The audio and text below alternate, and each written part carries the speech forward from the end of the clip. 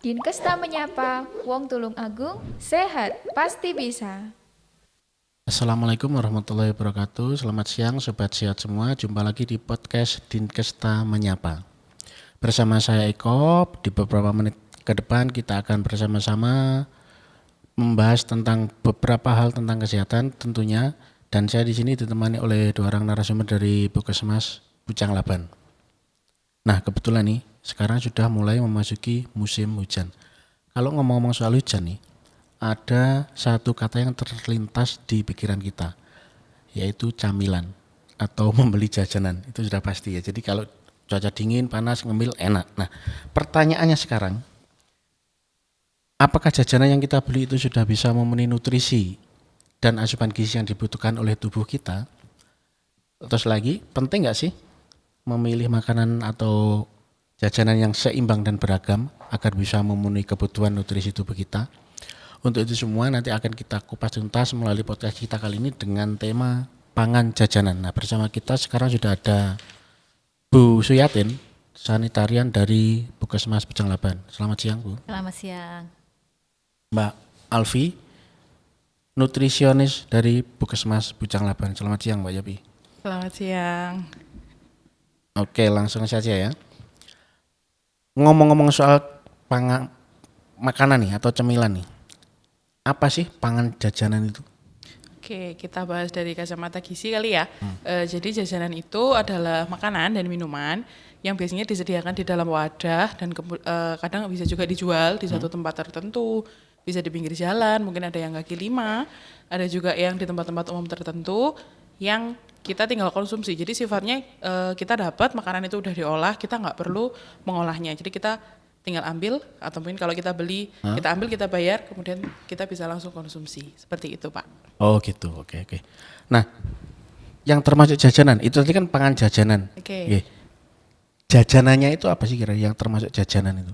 Iya, di sini kalau jajanan, kalau saya perhatikan dari street food, biasanya kita familiarnya street food ya, jajanan-jajanan itu ada 4 jenis. Yang pertama dari makanan utama, kemudian yang seperti apa biasanya kita beli mie ayam, kita beli bakso, itu termasuk.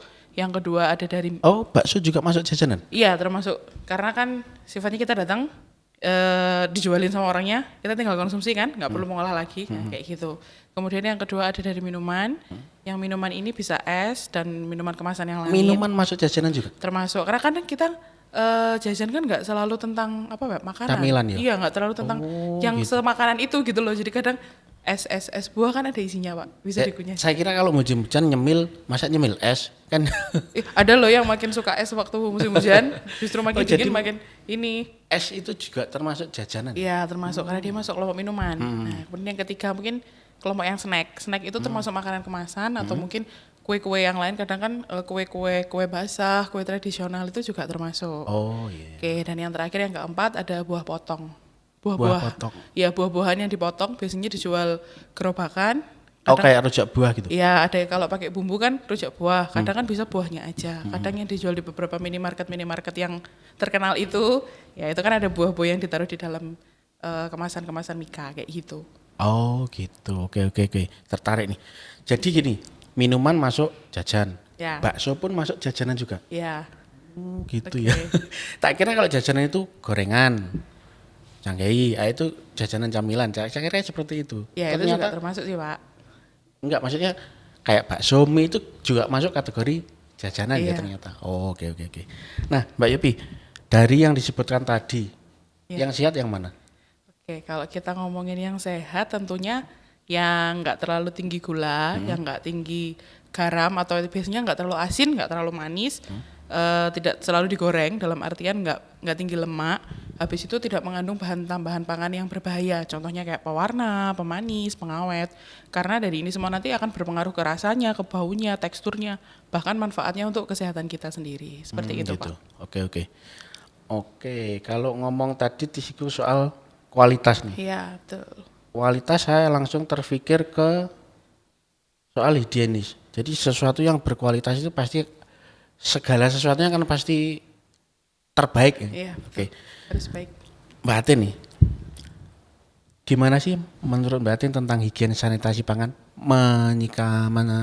meneruskan jawaban dari Mbak Wiwi tentang makanan yang berkualitas tadi. Oke, kalau kita bicara higienis ya, artinya kaitannya dengan pangan, berarti kan higien sanitasi pangan. Itu ada 4 aspek yang perlu kita perhatikan.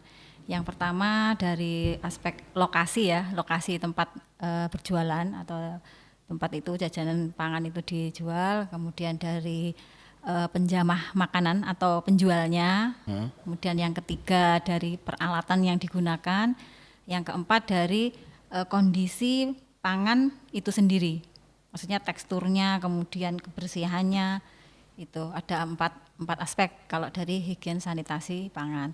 Kalau dari yang pertama ya lokasi ya, lokasi tentunya yang jauh dari sumber pencemar seperti tempat sampah, air limbah, terus binatang yang pembawa penyakit atau vektor penyakit ya, lalat, kecoa, itu artinya jauh dari itu. Kemudian lokasinya bebas banjir, jauh dari istilahnya asap, debu, seperti itu. Kemudian kalau dari aspek penjualnya atau penjamah makanan, kita perhatikan dari kebersihan diri penjualnya ya atau penjamah makanan, pakaiannya, kemudian tubuhnya, tangannya, kemudian kukunya juga harus pendek, tidak memakai aksesoris yang berlebihan. Kemudian juga harus mencuci tangan sebelum dia menjamah pangan itu dari aspek penjualnya ya atau penjamah makanannya, perilakunya. Kemudian kalau dari peralatan yang digunakan tentunya juga harus bersih, kemudian tertutup, tidak dijangkau oleh itu tadi debu, kemudian lalat, kecoa dan sebagainya. Itu kalau dari peralatannya juga, peralatannya yang tara pangan. Tara pangan itu food grade, aman untuk pangan. Ya, peralatan yang digunakan. Kemudian kalau yang keempat dari makanannya itu sendiri tentunya harus dalam kondisi baik dalam arti masih sesuai dengan seger gitu ya, enggak basi, tidak berubah teksturnya jadi yang berair, berlendir atau mungkin agak-agak lambu, basi. Gitu loh. Melempem. Kalau melempem mungkin masih ditoleransi ya, tapi kalau sudah mau basi itu kan berarti sudah membahayakan ya untuk kesehatan. Itu jadi ada 4 aspek itu. Oke, ini saya tertarik dengan yang food grade tadi. Ini saya garis bawahi, nanti saya tanyakan lagi ya. Food grade. Oke, untuk Mbak Yopi lagi nih. Dari segi gizi, gimana sih jajanan yang berkualitas? Kembali lagi, jadi yang diuplek-uplek tetap yang kualitas pangannya. Ya. Kalau dari segi gizi tentang kualitasnya ya, tentunya kita kalau pilih jajanan selain seperti yang sudah disebutkan Bu Yatin tadi, kita harus memperhatikan segala aspeknya, kita juga harus memperhatikan kandungan gizinya. Kembali lagi karena mungkin udah familiar ya sama istilah you are what you eat. Jadi kamu adalah apa yang kamu makan. Jadi apa yang kita makan akan tercermin gitu loh Bu. Misal kayak kita terlalu banyak makan yang asin-asin, otomatis kita akan rawan untuk terkena tekanan darah tinggi ya, hipertensi, mungkin lebih familiar lagi. Kalau manis-manis ya bisa jadi arahnya ke diabetes seperti itu. Jadi saya rasa untuk alangkah lebih baiknya kalau memilih yang tinggi protein sama tinggi serat Pak, dan juga rendah lemak seperti itu. Kalau dari kacamata gizi sih seperti itu. Berarti buah dan sayur kalau gitu ya? Iya, cenderung ke buah dan sayur. Tinggi serat itu? Iya betul, tinggi serat, rendah lemak. Itu kan universal. Iya betul. Buah dan sayur gimana? Contoh jajanan pangan yang bergizi dalam tanda kutip bukan universal buah dan sayur, nah itu apa kira-kira? Oke, kalau lebih spesifiknya mungkin saya langsung nyebut nama makanannya aja kali ya. Boleh, tapi jangan nyebut merek. Oh ya, oke. Nggak disponsori ya. Oke, kalau untuk nama makanannya biasanya kita familiar itu yang sering saya perhatikan ya, akhir-akhir ini anak-anak itu yang mengarah ke sehat itu seperti kayak salad buah, kadang ada juga rujak buah, gado-gado, habis itu makanan-makanan lain yang tinggi protein. Kadang bisa juga loh Pak, kita di rumah daripada keluar-keluar kita bikin kayak telur rebus gitu bisa, itu masih termasuk. Jajanan juga? Iya itu kan, yang penting kita nggak makan versi makan besar, jadi cuman yaudah dimakan telur aja. Karena kan sebenarnya kita itu dalam waktu 1 hari kita harus makan tuh sebenarnya 5 kali. Ada 5 kali waktu makan, 3 kali makan utama, 2 kali selingan. Nah di antara 5 kali jam makan ini kan kayak sarapan, habis itu ini adalah jam snack, terus habis itu makan siang, habis makan siang kita ada jam snack lagi sebenarnya. Kemudian baru 2 kali snack. Iya, 2 kali snack baru makan malam. Tapi tetap disesuaikan dengan kebutuhan masing-masing. Misal kalau tujuannya untuk menjaga berat badan ya tinggal dikonsumsi yang rendah lemak, rendah karbo. Jangan sampai kita makan tuh double karbo. Biasanya tuh orang-orang tuh yang disalahkan cemilannya. Padahal sebenarnya Kelebihan makannya. Kadang dia makanan utamanya aja udah double karbo kayak gitu. Tapi kita juga harus hati-hati nih, Pak. Meskipun kita belinya udah sehat nih, misal udah beli salad buah. Tapi kita harus perhatikan dressing saladnya. Jadi Nah, sausnya. itu tadi yang mau saya tanyakan itu. Oh, yang itunya. Iya, Oke. soalnya gini, Gimana? kita beli salad buah, saladnya sehat. Buahnya Buahnya sehat. Buahnya sehat, Oke. campurannya ada mayones, ada apa? Kental manis, sorry. Iya, Ya, susu kental yogurt. manis, ada yogurt, ada keju. Nah, itu termasuk sehat enggak sih sebenarnya? Oke, sebenarnya kalau selama dikonsumsi dalam jumlah yang masih aman itu nggak masalah sih Pak. Tapi kalau yang sudah berlebihan, nah itu yang lama-lama akan menjadi masalah. Ya nggak hari itu juga kok masalahnya. Tapi kita kan kayak apa? Kita kayak numpuk gitu loh. Masalahnya bertumpuk. Iya. Nanti ketika tubuh kita sudah over, tubuh kita sudah nggak bisa toleransi, baru di situ masalahnya kelihatan kayak gitu. Jadi harus hati-hati nih salad buah ya terutama ya, karena benar kata Pak Eko. Seringkali salad buah ini sudah ada mayonesnya, ada kental manisnya, Iya. ada yogurt, belum lagi kalau Itu kan berkali-kali lipat itu. iya, belum lagi kalau ekstra keju. Nah, Ada juga yang kadang ditambahkan beberapa sirup atau madu, itu saya pernah menemui. Nah, seperti itu harus hati-hati ya teman-teman. Jadi kalau semisal saya sarankan sih kalau buah ya udah buah aja gitu. Kalau mau ala-ala salad ya pakai yogurt, tapi yogurtnya yang plain. plain ya, Iya, yang plain yang nggak ada rasanya, yang nggak ada kandungan gulanya kayak gitu. Habis itu mungkin yang harus hati-hati juga kayak gado-gado harus hati-hati karena di saus kacangnya itu biasanya kacangnya digoreng ya Bu ya. Ya, Iya, digoreng. biasanya kacangnya digoreng, terus habis itu ada tambahan gula merah, santan. Kadang juga bumbunya itu direbus lama atau mungkin kadang kan kalau orang jualan kan nggak makanan hari itu gitu loh Pak. Maksudnya kayak- Makanan kemarin. Enggak, bukan arahnya bukan gitu. Jadi kayak dia masaknya kan prepare bumbunya pasti kemarin atau Oh, mungkin iya, ya iya. sudah Hangatin lagi gitu ya sudah dihangatkan berkali-kali lah. Kalau ada santannya dihangatkan berkali-kali, ya silakan dibayangkan berapa banyak lemak yang ada. Ya. Oh, begitu ya. kerupuknya itu juga. Iya. kerupuknya, Iya, ada kerupuknya. Kerupuknya itu kan cuma tepung sama minyak sama garam. Wait. Kayak Menarik gitu. ini. Santan dihangatkan berkali-kali.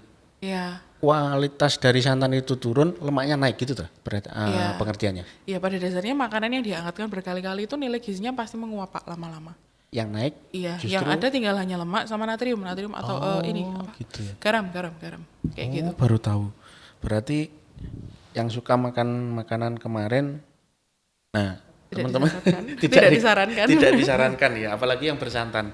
Iya. Oke, ini menarik nih. Kita kalau membeli makanan pasti ada tempatnya toh, Iya, betul.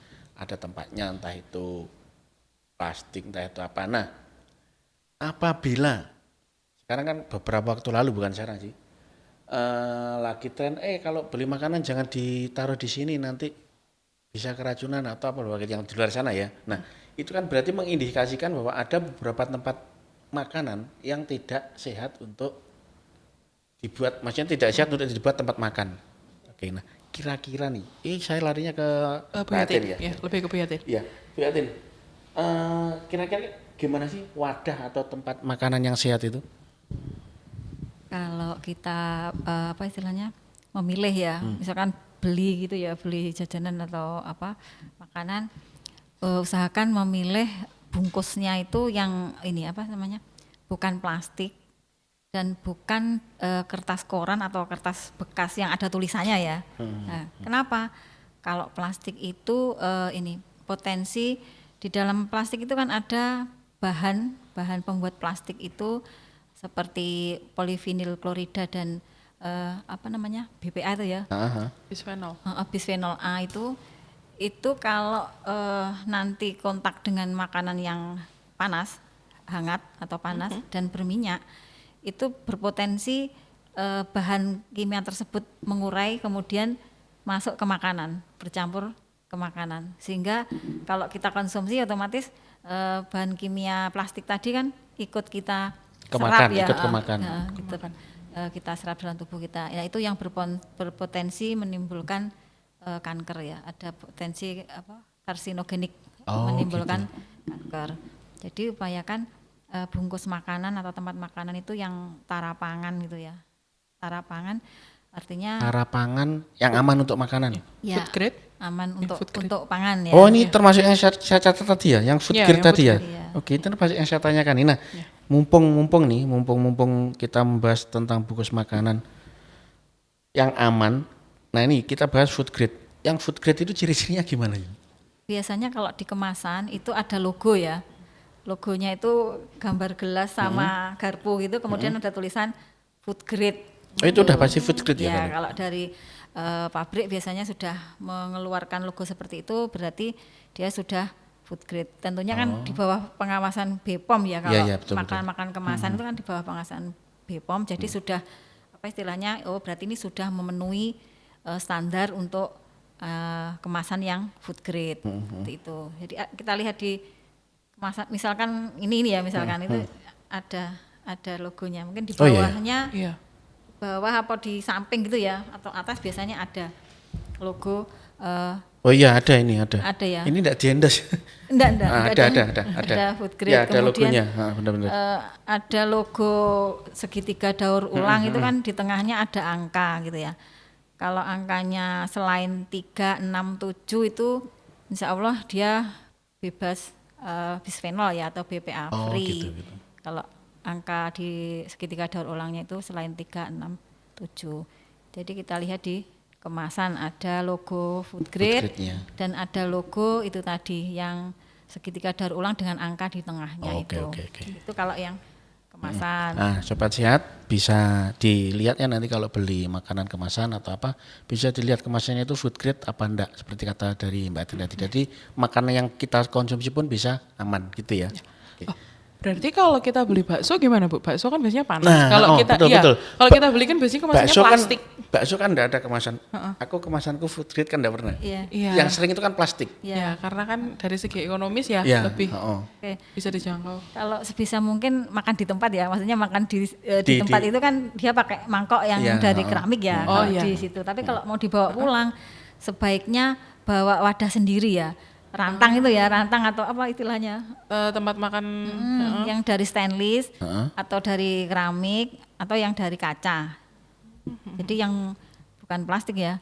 Kalau plastik ya cari plastik yang itu tadi, yang BPA free itu.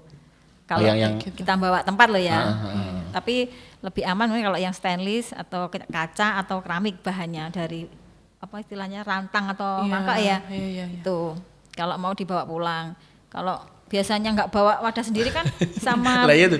penjualnya dimasukkan Masuk- kantong plastik nah, ya. betul, Kantong betul, plastik. betul. Kantong plastik itu kalau kena makanan panas, bakso kan panas ya. Iya, panas. Nah itu potensi zat-zat plastiknya itu akan menguap kemudian bercampur dengan makanan, dengan baksonya itu tadi. gitu Jadi ya.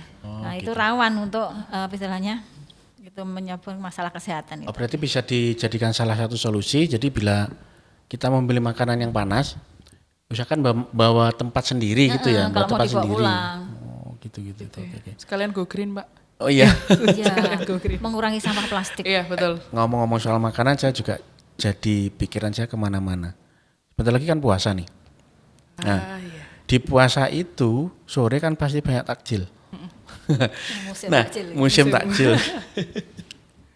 Kira-kira nih tip memilih takjil gimana sih yang sehat?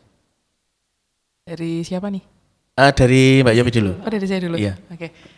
Kalau saya apa ya? Memilih takjil yang sehat. Tetap kembali lagi ke prinsip awal sih Pak. Prinsip awal tadi ya. Yang tinggi protein, tinggi serat, dan kemudian ada lemak. Karena kita habis puasa itu kan, puasa biasanya berapa jam ya? Lebih dari 12 jam ya kalau puasa ya. Nah, karena kita puasa, selagi puasa kan tidak ada asupan apapun yang masuk. Iya. Bahkan air kan nggak masuk kan, karena memang puasa.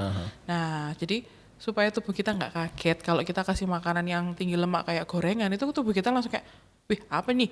Aku habis Kaget. diem-diem, ya tiba-tiba ada makanan yang ibaratnya kayak Yang masuk. Iya, kelas berat. Gorengan itu berat loh Pak untuk mencernanya sebenarnya. Iya kayak Oh, gitu? Karena tinggi lemak toh. Kebanyakan kan termasuk saya sih. Iya, oh gitu. Kalau buka setelah makan kurma, gorengan dulu. Oh gitu. Gurih soalnya. Itu iya. enggak bagus jadi. Disarankan kayaknya kalau buka puasa itu lebih baik kan minum air dulu, habis itu makan kurma, kemudian beribadah dulu kan baru makanan utama yang masuk ya Pak.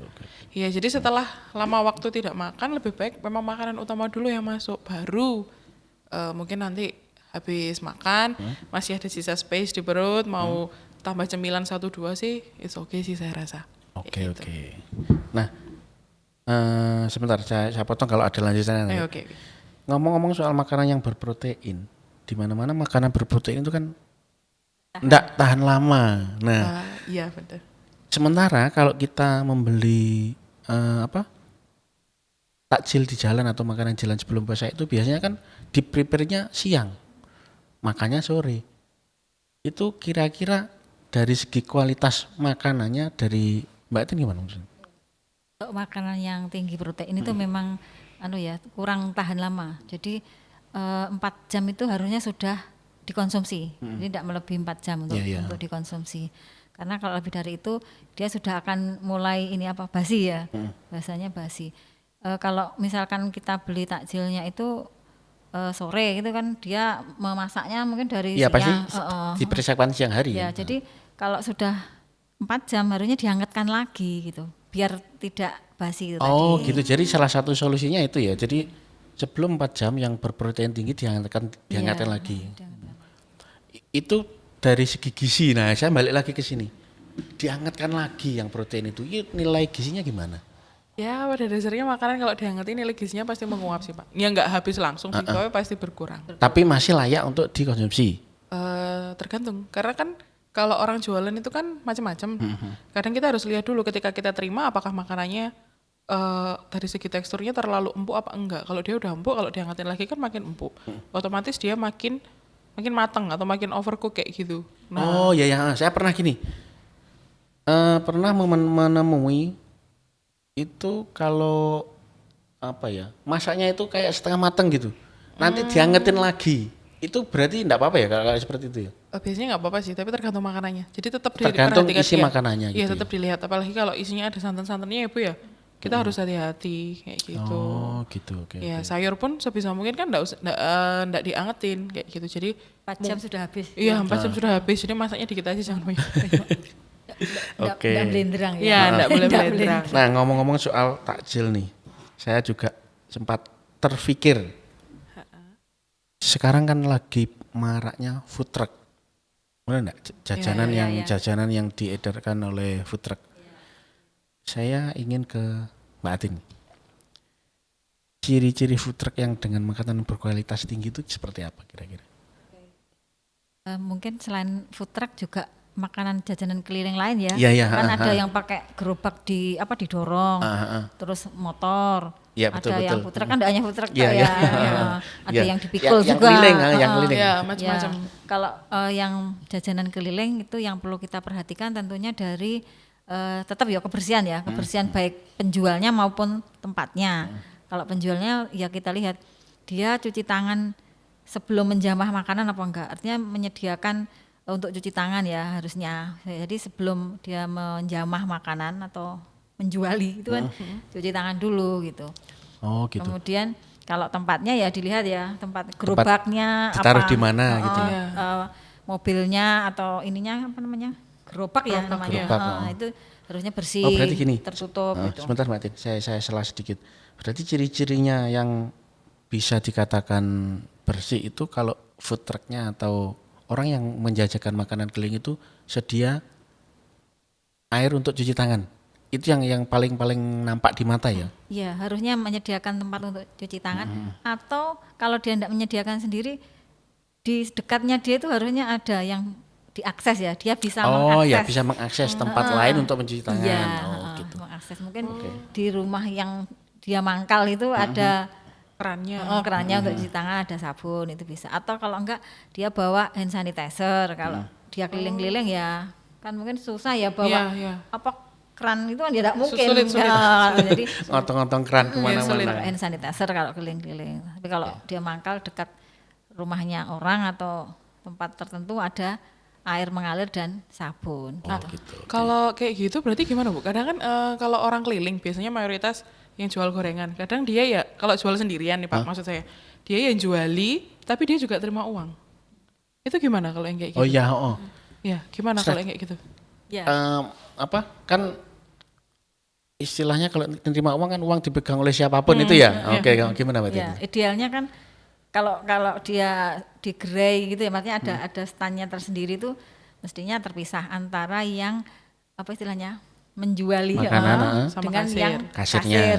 Itu Iya. kalau di Gerai. gerai kan bisa seperti itu. Tapi kalau mungkin keliling kan biasanya satu orang ya. Iya, satu orang. Satu orang otomatis ya dia yang menjuali jajan, dia yang menerima Apakah uang, dikasih uangnya. kotaan duit cemplung kene gitu ndak ya? Kalau susuk gimana? Oh, iya. Jadi harusnya itu tadi. Kalau setelah pegang uang ya, Iya. harusnya cuci tangan dulu, kemudian baru dia menjamah makanan. Menjamah makanan itu pun juga harus pakai alat ya, jangan langsung dengan tangan. Oh anu ya, pakai kayak sumpit gitu Pakai ya. capit atau centong atau pakai ini ya. Sarung apa, tangan sendok. plastik boleh, Bu? Boleh. Pakai sarung tangan plastik. Itu Bisa ya? kalau pas sarung tangan plastik BPA free-nya enggak apa-apa, enggak masalah ya? Asalkan tadi nggak panas kan. Oh iya betul Kan betul kalau betul dipegang betul. tangan nggak mungkin panas, Pak. Iya betul betul. Kalau Selesai makan tangannya. Betul. Pasti melepuh tangannya. Oke. Jadi intinya setelah pegang uang harus cuci tangan sebelum dia pegang makanan. Oh iya. Cuci tangannya bisa dengan hand sanitizer kalau dia keliling kan. Kalau satu orang yang satu menjual orang. sekaligus Iya, menerima iya. uang. Oke. Aduh, makanan ya. Jadi gini, ada lagi yang saya tanyakan, Iya, Mbak Pak. Yopi. Ini Oke. enggak tahu ini yang terakhir atau yang berapa. Kalau kita ngomong soal makanan, pernah saya merasakan menginginkan suatu makanan yang berlebihan atau istilahnya craving atau gerangsang. Oh, gerangsang. Iya. Craving. Iya. Rangsang ya bahasa Jawa. Oh Iya, iya, gerangsang. bahasa Jawanya gerangsang. Gimana itu? Bagus enggak itu? Oke, kalau dari segi bagus enggak, gimana ya Pak? Craving itu ketika kita menginginkan satu makanan dengan sangat amat berlebihan ya. Jadi kalau istilahnya anak sekarang itu apa kayak nyidam, BM, banyak mau. Oh Kayak iya. gitu Istilahnya sekarang istilahnya itu. BM. Jawa Beda, gerangsang. ya kalau orang Jawa Beda generasi. itu beda istilah ternyata. Setelah saya Saya cari-cari, tahunya gerangsang. iya, setelah saya cari, oh ternyata sama aja. Sama Ya, aja, Iya. oke. Hah. Kurang garis besarnya sama sih, tapi saya nggak tahu ya kalau ternyata berbeda. Jadi kalau ketika kita craving itu biasanya kan ada pengaruh hormonal, Bu. Kalau perempuan ya biasanya ketika masa-masa PMS, biasanya dia bisa craving atau mungkin juga ketika kita merasa stres karena ada beberapa orang yang merasakan nyaman ketika dia makan. Ya, jadi ketika dia stres, dia mungkin stres pekerjaan atau stres ini itu segala macam. Ketika kita merasa tidak nyaman, secara manusiawi kan kita pasti mencari sesuatu untuk mendapatkan kenyamanan itu kembali. Yap. Akhirnya larinya kita ke makanan.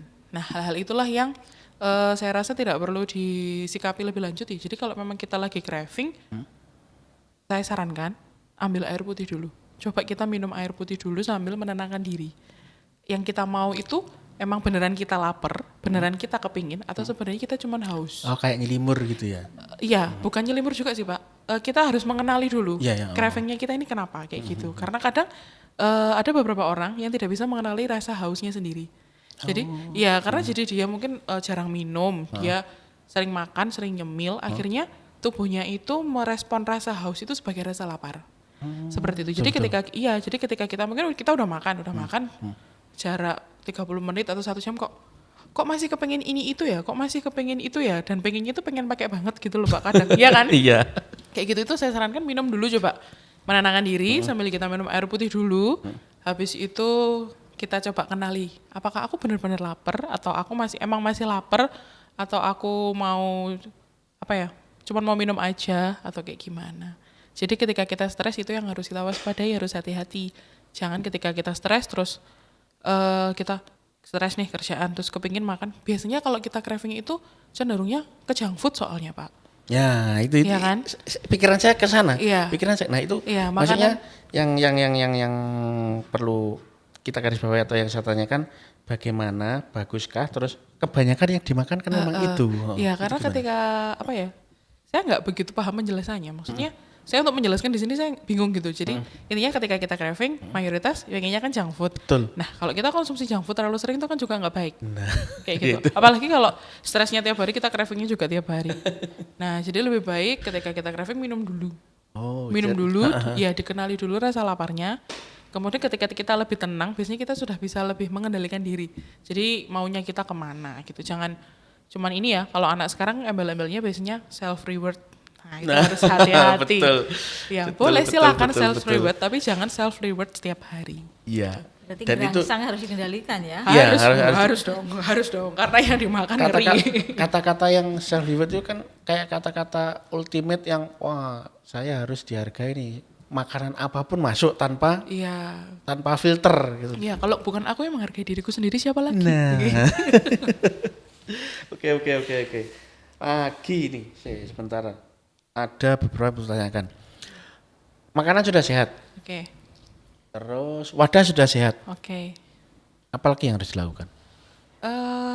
Makanan oke. Porsi kayaknya ya. Oh, porsi ya, betul Oh, porsi. iya, porsi. porsi. Porsinya gimana gitu? Kalau porsi saya rasa ya tetap Pak, jangan berlebihan, ya. Kuncinya ya. Iya, kuncinya jangan berlebihan. Silahkan makan, tapi jangan berlebihan. Entah Apalagi itu. kalau yang punya Apa? riwayat penyakit misalkan. Oh iya, DM, betul. HT gitu ya? Oh iya, apalagi yang ada bawaan-bawaan kayak diabetes, hipertensi. Soalnya zaman sekarang ini diabetes nggak melulu ke orang tua loh ya Pak ya. Iya, Banyak anak-anak muda Bu yang sudah kena diabetes, kena hipertensi dan penyakit-penyakit seperti itu tanpa ada embel-embel keturunan. Karena ya memang pola hidupnya aja, cara Pola makan. makannya. Betul, cara makannya aja yang mungkin berlebihan atau mungkin ada yang salah kayak gitu. gitu. Jadi harus tetap diperhatikan porsinya yang kita makan. Kalau memang udah habis satu, diusahakan ya sudah stop dulu. Belajar mengendalikan diri sendiri kayak gitu. Misal kadang kalau biasanya sih yang menggoda itu gorengan-gorengan anget. Betul. Apalagi musim hujan. Iya, ketika habis makan satu, kok masih kepingin, cobalah minum air 1 gelas. Oh gitu. Ya, atau taktik saya biasanya kalau saya lagi craving, lagi ini itu segala macam, minum dulu 1 gelas, ambil makanan itu, saya makan, habis itu saya minum lagi 1 sampai 2 gelas. Ketika saya sudah merasa cukup, oke, aku berhenti. Gitu. Oke. Ya, biar tidak berlebihan. Kalau saya lain mungkin ya. Oh, gimana Bu? Kalau saya pokoknya nggak di dekat saya, ya saya nggak cari. Oh gitu. Kalau ada di depan saya, Apapun dimakan. iya terus, ini terus, tangan saya ini terus. Oh, Itu masuk craving enggak sih? Seperti natural. Kalau kayak gitu sih lebih ke habit sih Pak itu. Itu? Habit ya? Ya, lebih ke kadang Saya pernah nongkrong secara sama nggak teman-teman sadar. gini. Saya pernah nongkrong sama teman makan kacang. Sebelum kacangnya habis, nggak akan berhenti. nggak akan berhenti. Itu masuk craving enggak sih? Kalau kayak gitu bukan sih biasanya. Kalau craving itu ketika kita lagi diem bengong terus gitu kayak, Ini gitu ya. iya kok tiba-tiba pengen gorengan ya, kok tiba-tiba pengen gitu ini ya. Berarti kalau menghabiskan Gitu. kacang sebelum kacang habis tidak berhenti itu bukan masuk craving ya? Ada istilah lain tapi kayaknya kasar deh Pak.